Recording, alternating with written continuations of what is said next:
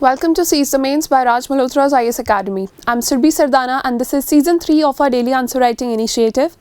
This initiative is running in coordination with our website, which is rajisacademy.com. If you visit the website, that is rajisacademy.com, the link is there in the description, and click on the mains answer writing section. This is the section which has been fully ascribed to Seize the Mains initiative. We have discussed 164 questions for mains with their model answers till date, and we'll continue to do so until you are very close to your prelims.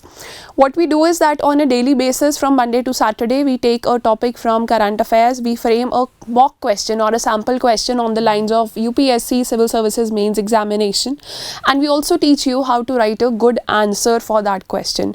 So that's how it works. The special part is that not only you can learn answer writing from us, you can go to the website and post your own answers that you write from your places. Just click pictures and send them to us.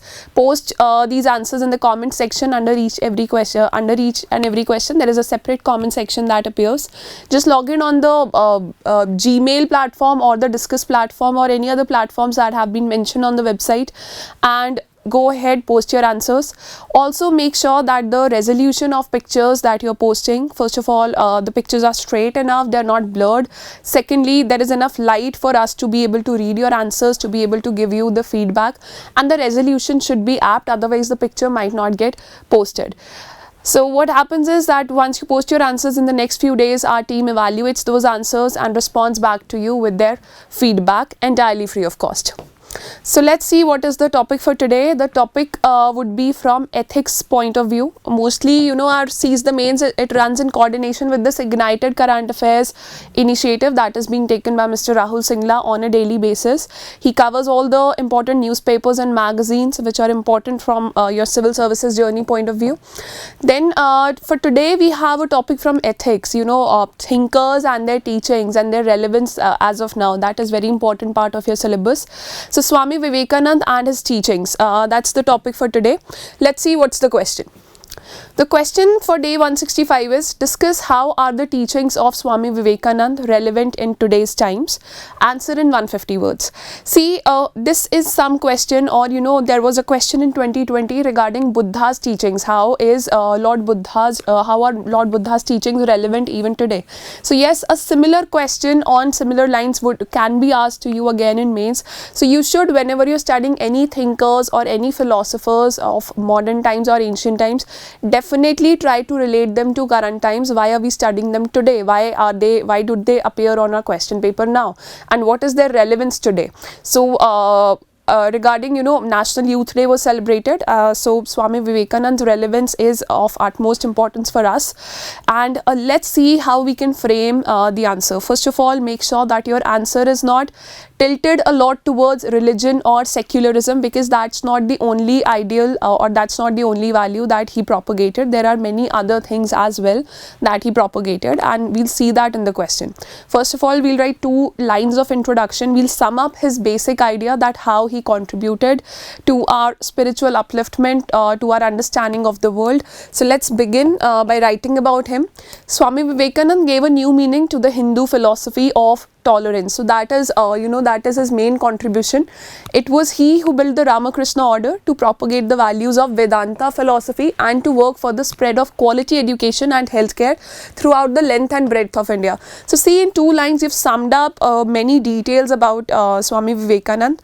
See where he was born, what he did, where he was born, exactly places or dates, they might not be relevant from your introduction point of view, but Ramakrishna mission and Vedanta philosophy here, they are of utmost importance.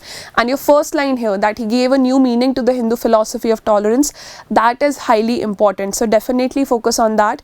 He brought religion to the center stage and gave a new meaning to it. He also stressed the need for harmony among faiths. So that was about it. Now moving on to the linkage point, and linkage point would create a space for a body paragraph. Let's see. His teachings continue to be of relevance in the following ways. So first of all, his teachings of tolerance, they emphasize on the unity of all religions and universality of spiritual truth. So secularism is something that you can relate with his teachings here, that the ideal of secularism in the light of incidents that keep happening on national and global level, whether it's about Israel, Palestine, Palestine, whether it's about various mishaps on the basis of religious divides happening in India. So his teachings are very relevant there. Definitely add examples of one example of national level and the other example at the international or global level. Here Israel Palestine conflict, that would be of utmost importance, that would be very apt here. Next one, he raised service of the poor to the level of worship. He said that if you want to worship God, just keep serving the poor, because that is they are the form of God. So that is vaguely the idea, that is almost the idea that was propagated by him, that raise the service of poor to the level of worship. So serving the poor or uplifting the masses out of poverty, that is mentioned in our DPSPs, that is mentioned in our preamble. Indirectly it comes from our preamble, directly from our DPSPs. It is also part of our sustainable development goals, and most importantly the vision of global government called United Nations. So definitely just propagate his idea, just talk about his idea that serving the poor was one of his main focuses, and then talk about the examples, how the current visions or current missions, they also focus on the same. So your sustainable development goals and DPSPs and the vision of United Nations, these 3-4 pointers would be important here.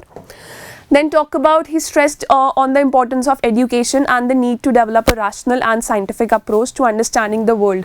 See, there are very few people who have lived and have been able to balance between rationality, spirituality, religion, science, everything all at once, and Swami Vivekananda was one of them. Many a times people take to spirituality or people dive into science and the other part of the world. For example, if somebody is into science, then there are people who follow religion a lot or who believe in religion or spirituality, they are not able to relate with this person who is into a lot of sciences. So if there are people in the world who have maintained that fine balance and shown the path to light to the world, so Swami Vivekananda was one of them.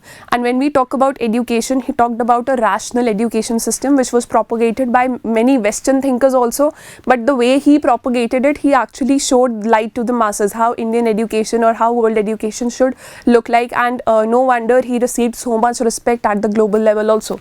So he believed that education should be aimed at fostering critical thinking and independent thinking, and should not be limited to imparting mere knowledge. Your new education policy, it also aims to impart skills. It also aims to move from your traditional medical, non-medical, commerce streams to amalgamated streams, and that is what is the vision of our school or college education or university education in the coming times. So that flows from his ideas. This can help individuals to overcome their own self-centeredness and to live in a way that benefits others, because people would be more aware when they are in a habit of critical thinking, when they they know that they're not a part of any competition but a part of just their own self-growth. So yes, it helps them respect others and come out of their own self-centeredness. His emphasis on education as a means to achieving personal and societal development continues to be relevant today in light of many developing countries who struggle with development and entrenchment of Western ideals on one hand and economic relevance on the other.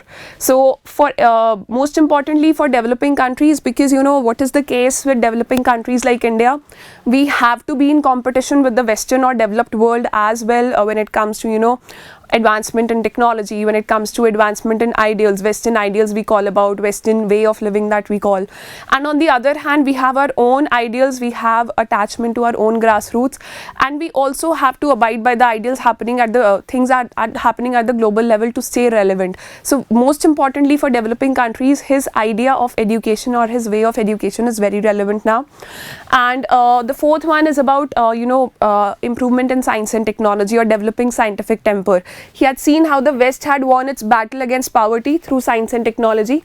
Hence, he emphasized that the solution of the problem lay in science and technology only. India must make wide use of Western science and technology to create an industrial revolution in the country. That was his message, that keep on improving science and technology, have an industrial revolution. One, it would provide economic avenues, employment opportunities to the people. Secondly, it would increase the strength of the country as a whole. He saw the example of Japan, how Japan gained its strength by focusing on technology. If developing scientific temper is one of our fundamental duties as well, and if you have been keeping yourself abreast with the current affairs of past 6 months, you might have realized that there are so many technologies coming up, and whether it is your generalized artificial intelligence that we discussed a few days ago, or basic artificial intelligence, industrial revolution 4.0, your crypto, your encryption, decryption, cryptography, anything for that matter. You just cannot be sitting back and be doing your work, especially after the upcoming of your quantum cryptography, quantum computing. Things have literally changed, and focusing on science and technology, improvement of technology, that is need of the hour. And this is the idea propagated by Swami Vivekananda centuries ago. So yes, the fifth one is he encouraged people to develop their own inner strength. From here, the 2 points, they would be more of moral and philosophical rather than very crude. So what you can do is keep your points number 5 and 6 towards the end. That is something that can be done. After this, we'll move to the society part. So he encouraged people to develop their own inner strength and to take responsibility of their own lives rather than depending on others for guidance and support. This message is particularly relevant for young people today who are often under pressure to conform to societal expectations and to chase material success. So that is one thing that can help you in your personal life as well. Definitely reread this and see if you can apply this in your daily routine and how you see yourself as a person. So this is something that should come naturally on the paper as well. Understanding Swami Vivekananda and his message is important for removing our fears to fight against any injustice, and from there comes the casteism, caste bias, caste discrimination, economic inequalities and other social injustice like women discrimination. It is important to fight against these injustices with courage, which was motivated or the idea perpetuated by Swami Vivekananda himself. Then seventh was about women's emancipation. He also focused that women should be trained for martial arts. That should be the training given to them. Also he said that if women are emancipated, if women are powerful, they are educated, only then a society can transform into a better society, and only then upliftment of masses can occur. So there are so many cases of violence happening against women, so many crimes happening against women. So this idea holds a lot of relevance right now. Then he was one of the greatest individuals to highlight the importance of Indian spiritual traditions to the West. See, this is very important. When the country was under colonial Raj or British Raj, at that time the country did not have strength or a standing on its own, or standing of its own on the on the power dynamics. It did not play much role in the power dynamics of the globe. It was just a colonial nation. So at that time he put India on the spiritual map of the world, that India has a contribution to make to humanity as a whole. India has not been sitting in dark for all these centuries. There have been so many civilizations that have stayed in India, that have thrived in India. So we give a lot of we have a lot to offer to the world. So that was the idea, and that was the respect of India on the international level, on the global level, that was raised by him. So he was one of the greatest individuals to highlight the importance of Indian spiritual traditions to the West, and his teachings and efforts are a great repository of spiritual knowledge, and they can serve as a beacon of light in solving contemporary problems of mental health and depression. A lot of people are moving towards spirituality, and to have a better understanding of your life and your as a person of your own self, it is important to have a beacon of light, to have something to guide you.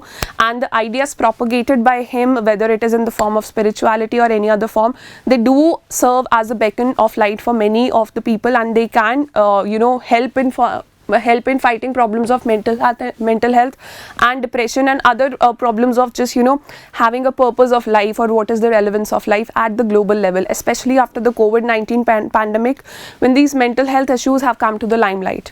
So his ideas emphasizing dialogue among faiths and justification for plurality of faiths and belief patterns are of great relevance in today's strife-torn world. You can talk about the situation in Afghanistan, situation in Ukraine. You can talk about the strife-torn world.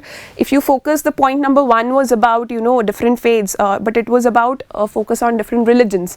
This one is about different priorities of life of a nation. What are the priorities of a nation as a whole? So that in the strife-torn world, these teachings can be of utmost relevance and they can serve as a lesson for us. In conclusion, what you can do is just sum up or have one of his teachings or principles which are more of a general nature, and that can be used in your conclusion. So we are using the most important and most popular teaching of Vasudhaiva Kutumbakam here. His message of universal brotherhood, that is used here, and self-awakening is of much relevance as seen in the current backdrop of widespread political turmoil around the world. The world needs brotherhood to bring peace. There is no other ideology more proper than this. Vasudhaiva Kutumbakam, that is belief in the world as a family, has become necessary in the growing era of protectionism and deglobalization. So that is the way you can conclude your answer. Definitely this is an ethics answer, and it is highly recommended that you write your own personal conclusions and your own personal examples. Not very personal to you, but at least which appear very formal on the paper, but they have a touch of your personal life as well, or something very niche. So definitely write your own conclusions, try to frame your own answer. The basic principles on which you have to write the answer, these are 9 in number. They have been given to you. The entire answer has been uploaded on the website, but we would highly appreciate if you include one example of your own, or from your personal life, or what you see around the world in each of these points, and then share your answers with us. Visit rajayesacademy.com, click on the link in the description, look for question 165. That's the answer for today. I'll see you on Monday at 9 PM with another discussion of Seize the Mains Daily Answer Writing Initiative. Till then, stay tuned, keep working hard. It's weekend, finish your targets, give yourself a short break, and then continue with the new targets or with your new ventures from Monday onwards. So all the very best to you. I'll see you on Monday.